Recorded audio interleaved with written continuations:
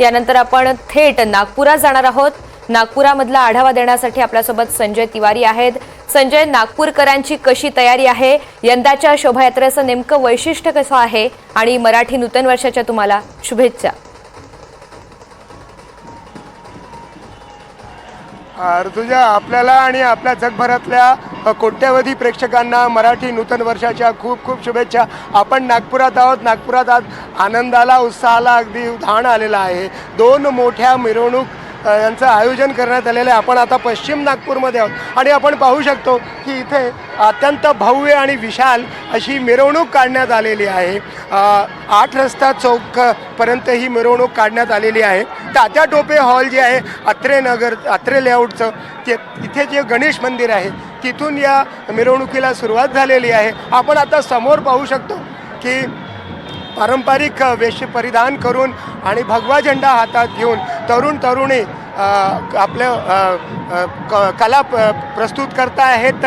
याच्याशिवाय ढोल ताशा पथक आहे, लेझिम पथक आहे आणि वेगवेगळ्या चित्ररथांनी आणि याशिवाय रस्त्याच्या दुतर्फा मूर्त्या ठेवण्यात आलेल्या आहेत। राम, लक्ष्मण, सीता, हनुमान अशा मूर्त्या इथे ठेवण्यात आलेल्या आहे आणि ढोल ताशा पथक हे आपल्यासमोर आहे। असे वेगवेगळे कितीतरी ढोल ताशा पथक इथे दिसत आहेत। तरुण तरुणींना उत्साहाला उत्पन्न आलेलं आहे। अगदी पहाटेपासून ते तयार होऊन इथे आलेले आहेत आणि आपण पाहू शकतो की वेगवेगळे चित्ररथामध्ये वेगवेगळे दृश्य इथे साकारण्यात आलेले आहेत। नागपूरचं जे सिद्धिविनायक सेवा ट्रस्ट आहे ते आणि नववर्ष स्वागत समिती यांच्याकडून हे आयोजन करण्यात आलेलं आहे आणि मुख्यमंत्री देवेंद्र फडणवीस यांच्या मार्गदर्शनात विधान परिषद सदस्य आणि पूर्व महापौर संदीप जोशी यांच्या आयोजनात ही मिरवणूक काढली जाते। आणि आता आपण समोर बघतोय की सिनेतारका तेजश्री प्रधान आणि पूजा कुलकर्णी यावेळेस खास आकर्षण आहे आणि त्यासुद्धा इथे आलेल्या आहेत। आपण त्यांच्याशी बोलण्याचा प्रयत्न करू।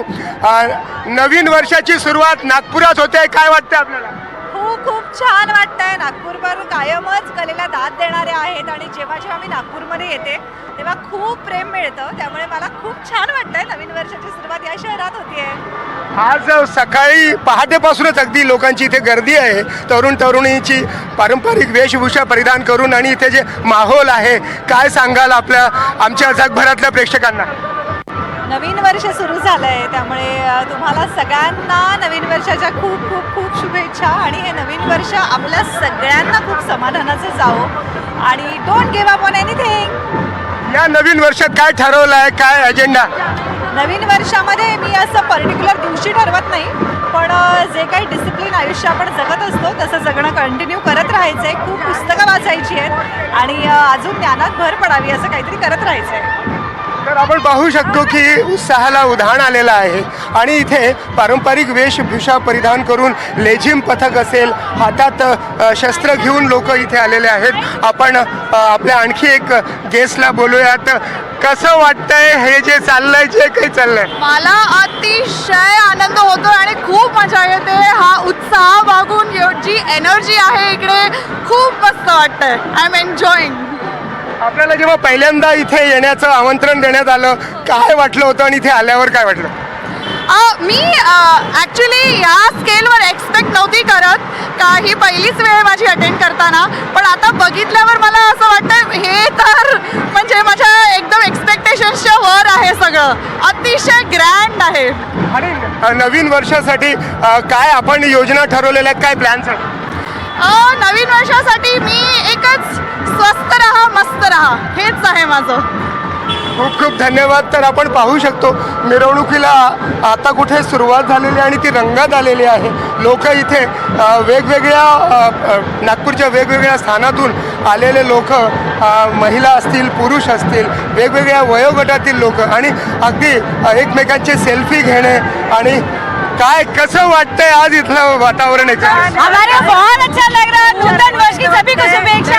शुभेच्छा, नवीन वर्षाची शुभेच्छा। सभी ने आना चाहिए। सुबह आज सकाळी किती वाजता तयार होऊन आला तिथे? 6:30 वाजता। आणि स्वर्ग साड़ी छोड़िए, रात में 1 बज गया था.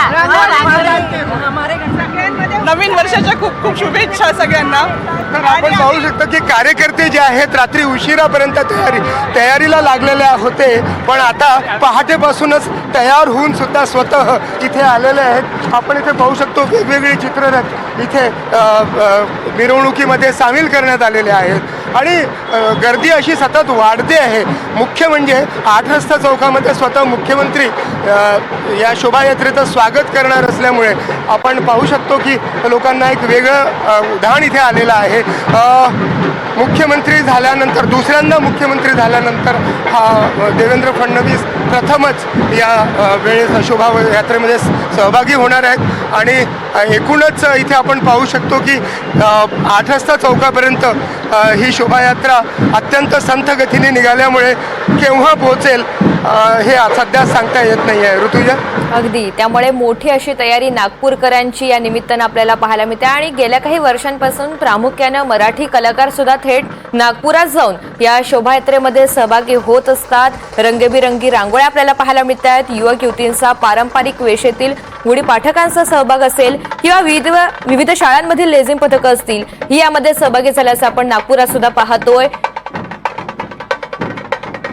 आणि दुसऱ्या बाजूला जी दृश्य आहेत ती मुंबईतल्या गिरगाव शोभायात्रेची आहेत. अगदी थोड्याच वेळात तिथून सुद्धा शोभायात्रा निघणार आहेत, त्याला सुरुवात होतीये. हे सर्व बाईक रॅलीसाठी आता सज्ज झालेले आहेत आणि इथूनच या शोभायात्रेला सुरुवात होणार आहे. ढोल पथकांसह सादरीकरण